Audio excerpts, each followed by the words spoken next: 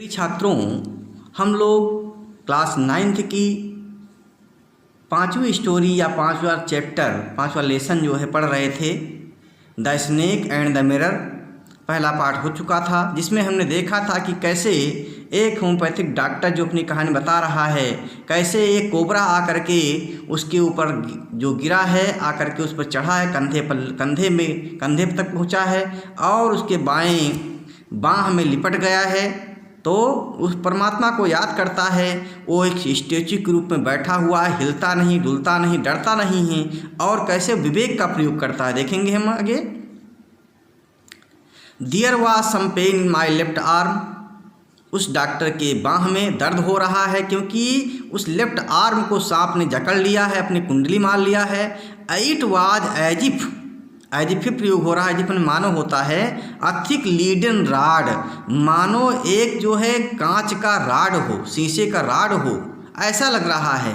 No नहीं, a rod made of molten fire, मानो जो है पिघले हुए शीशे की, पिघले हुई आग की राड, अर्थात तो जलन हो रही उसको, उसके बाँह में जलन हो रही है, जल रहा सांप गर्म है लग रहा है उसको, तो और टाइट हो रहा है।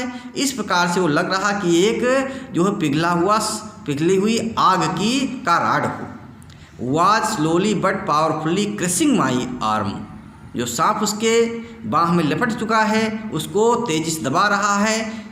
Was slowly but powerfully crushing my arm, मेरी बाँह को बहुत तेज़ी से दबा रहा था, ताकत से दबा रहा था।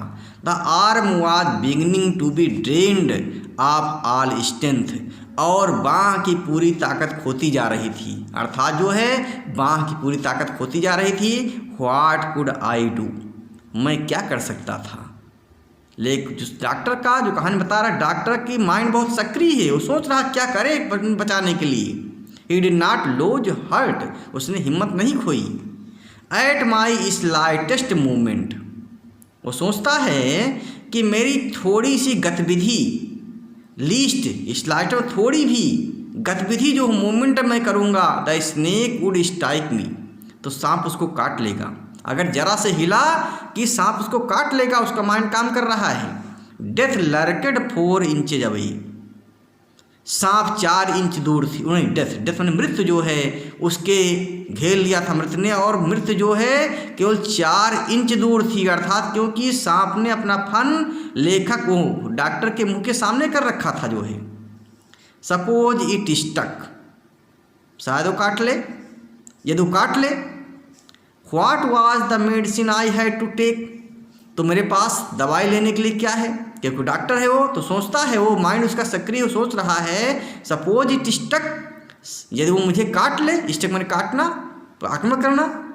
What was the medicine I had to take, तो मेरे पास दवाई, कौन सी दवाई लेने के लिए है। There were no medicines in the room, कमरे में कोई सांप की दवाई नहीं थी। I was but a poor foolish and stupid doctor, मैं तो एक गरीब, बेवकूफ़ और मूर्ख डॉक्टर था।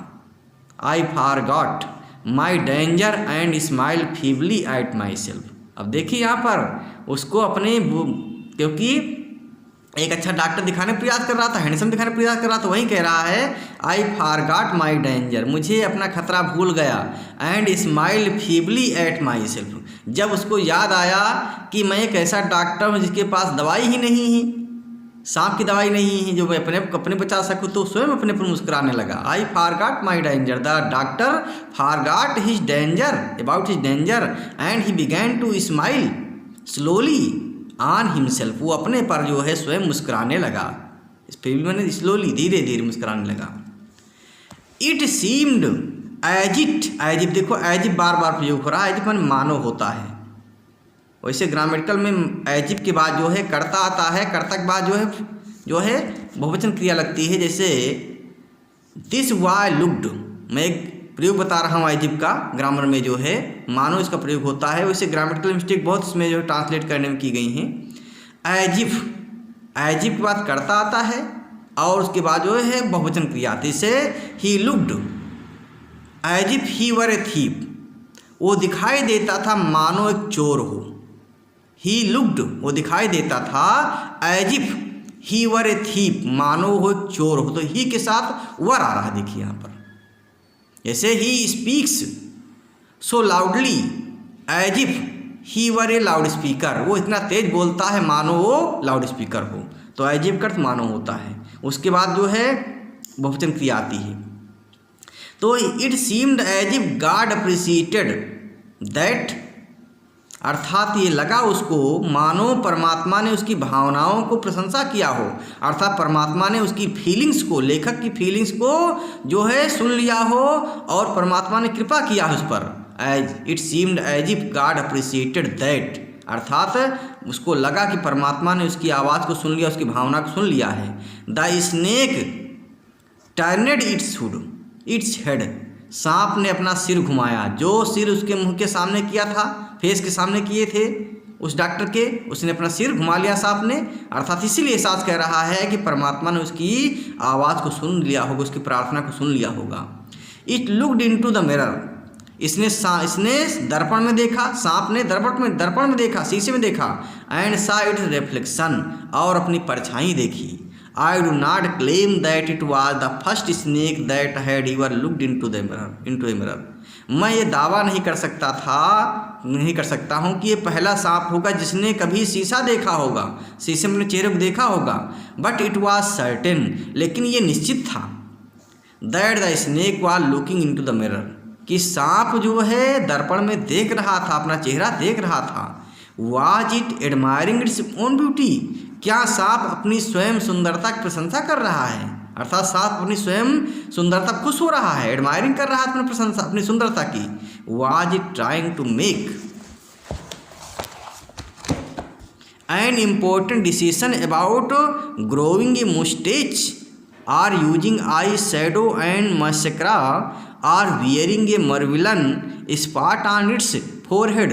लेखक कहता है was it trying to make an important decision, क्या वो एक महत्वपूर्ण निर्णय ले रहा है जैसा कि लेखक ने निर्णय लिया था। क्या उसी प्रकार सांप भी चेहरे को उसको शीशे को देख करके निर्णय ले रहा, महत्वपूर्ण निर्णय फैसला कर रहा है। अबाउट ग्रोइंग ए मस्टेस, अपनी मूछें बड़ी करने के लिए। आर यूजिंग आई शैडो, या एंड मैसेक्रा, और अपने आँखों के चारों ओर जो है वो लगाने का निर्णय कर रहा है। एंड मैसेक्रा, भावें काले करने का निर्णय कर रहा है।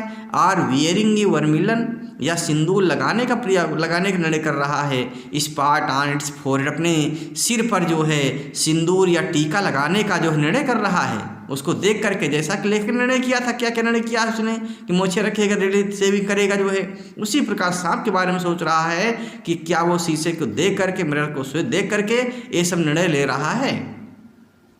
I didn't know anything for certain, मैं कोई निश्चित चीज़ नहीं जानता था कि वो जो सांप है वो क्या कर रहा था।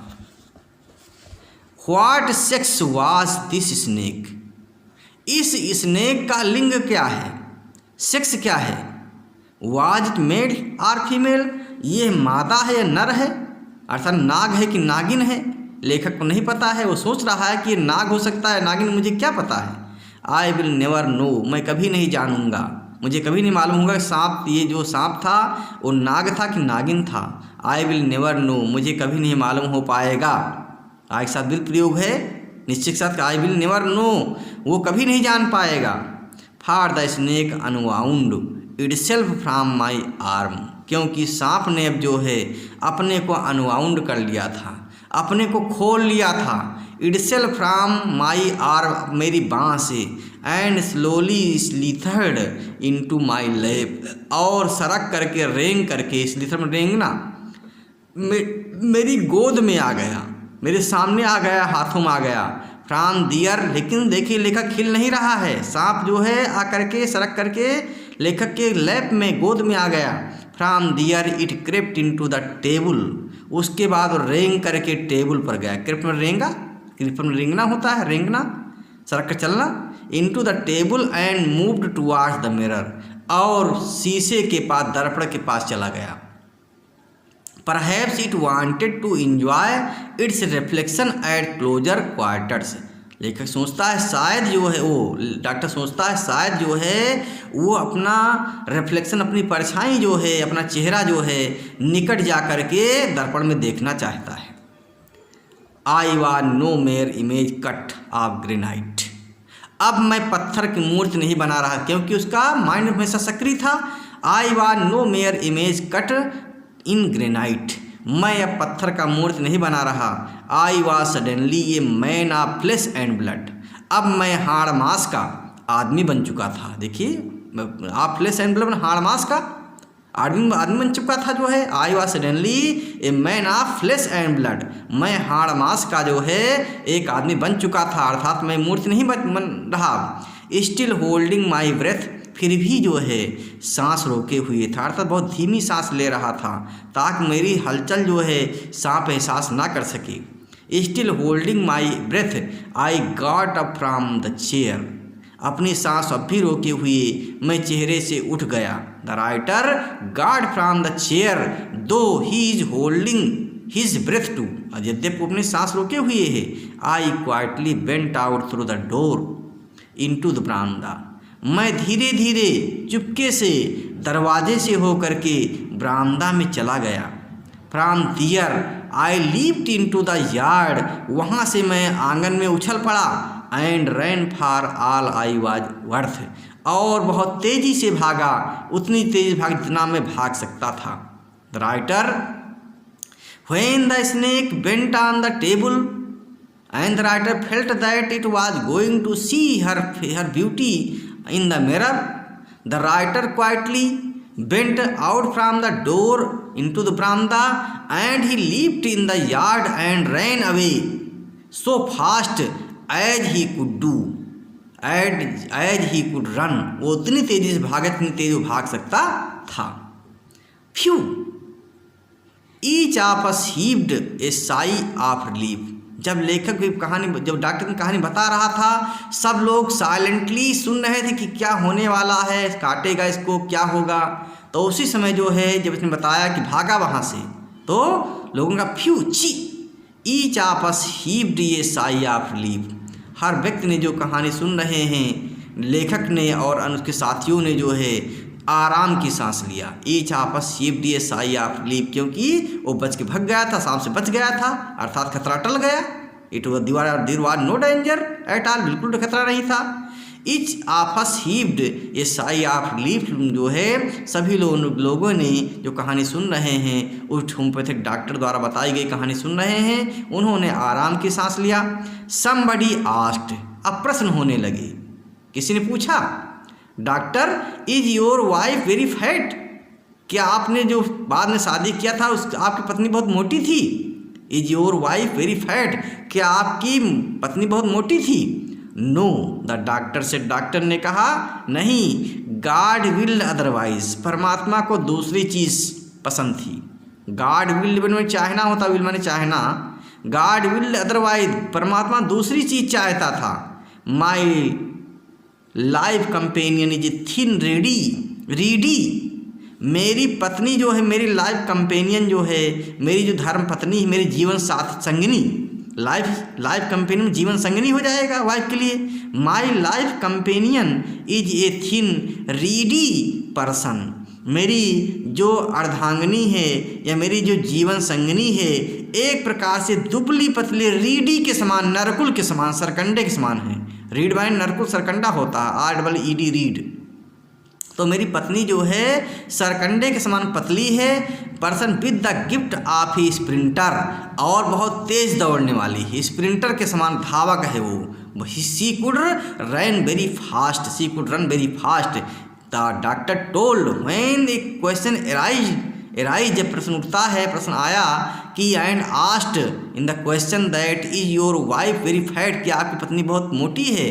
Then doctor told that god willed the another thing and his life companion was as thin as ready and she can run very fast, बहुत तेज दौड़ सकती थी। Someone else asked, किसी दूसरे ने पूछा डॉक्टर से, doctor when you ran did the snake follow you? क्या तुम जब भागे थे इस कमरे से तो क्या तुमको सांप ने पीछा किया था? Someone asked again the doctor that when he ran away from his room, then did the snake follow him? क्या तब उस सांप ने उसका पीछा किया था?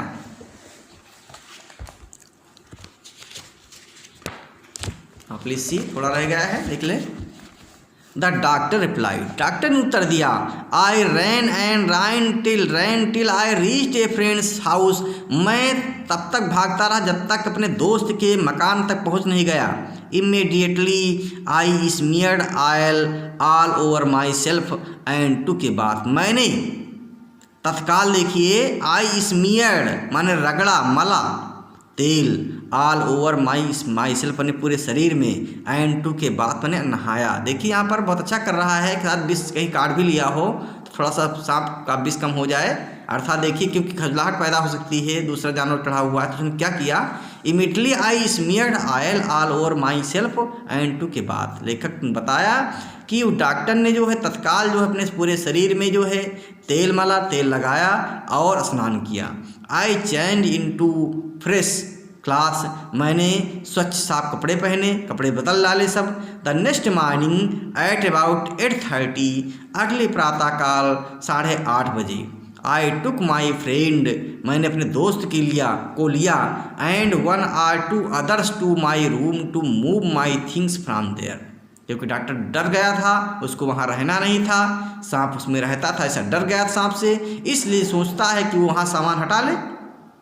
तो अगले दिन जो है the next morning at about 8:30, अगली प्रातःकाल 8:30 बजे, I took my friend and 1 or 2 others to my room, मैं अपने दोस्त को और 1-2 लोगों के साथ जो है कमरे में गया, टू मूव माई थिंग्स, ताकि मैं अपना सामान हटा सकूं वहाँ से, फ्रॉम देयर, वहाँ से।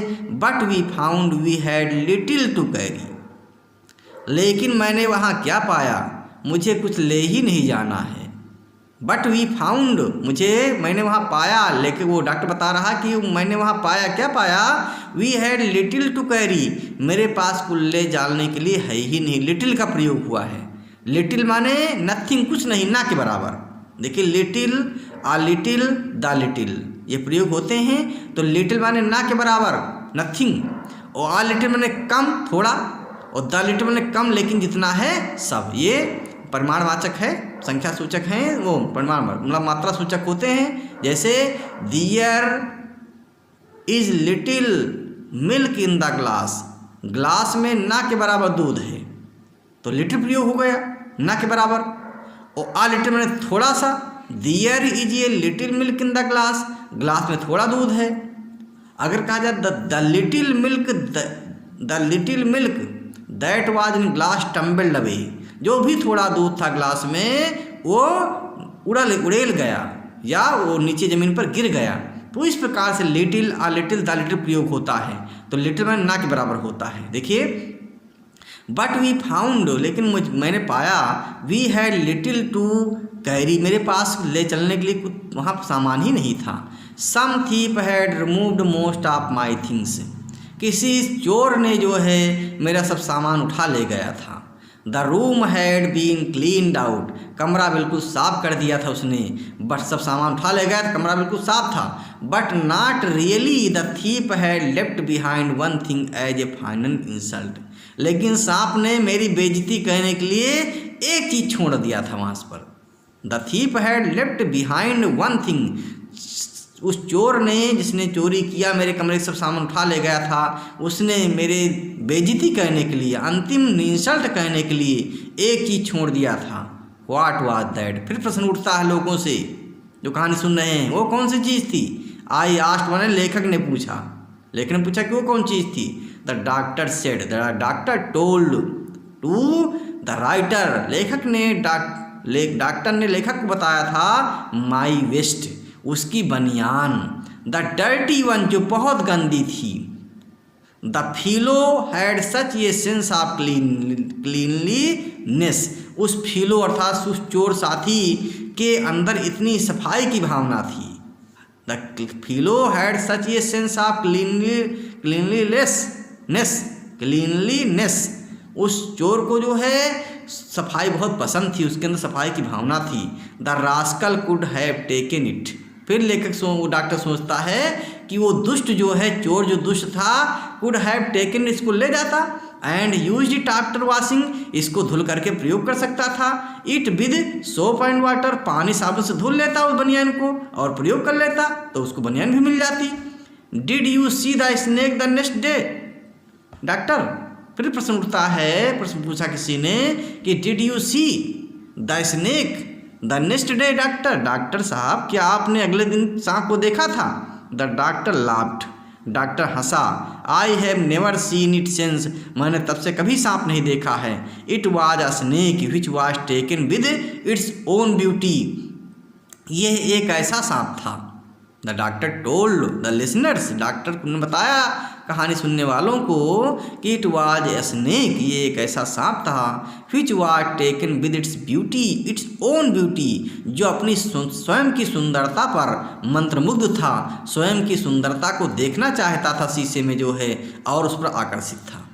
इस प्रकार से ये राइटर इनके वे कौम मोहम्मद बशीर, जो कि मलयालम भाषा के राइटर हैं और मलयालम भाषा में लिखा था इस कहानी को, इसको अंग्रेजी में ट्रांसलेट किया गया। ट्रांसलेट किसने किया है? बाई वी अब्दुल्लाज ने ट्रांसलेट किया है। तो इस प्रकार से देखते हैं कितनी रोचक कहानी है, कितनी हंसी आ रही है इस कहानी सुनने में, कहानी पढ़ने में, और शिक्षाप्रद भी है कि हमें कोई समस्या ऐसी आए जहाँ सांप हमको हमारे ऊपर चढ़ जाए तो हमें हिलना नहीं है, डुलना नहीं है, धैर्य नहीं खोना है और सीधे बैठे रहना है, लेकिन अपनी बुद्धि को बनाए रखना, अपने माइंड को सक्रिय करना। We should maintain our mind and we should not move here and there that time in such situation and we should pray to god to, और परमात्मा की हमें प्रार्थना करना है, तो इस प्रकार से हम बच सकते हैं। आई स्टॉप हियर, कहानी पूरी हुई, बहुत अच्छी कहानी है। ठीक, धन्यवाद।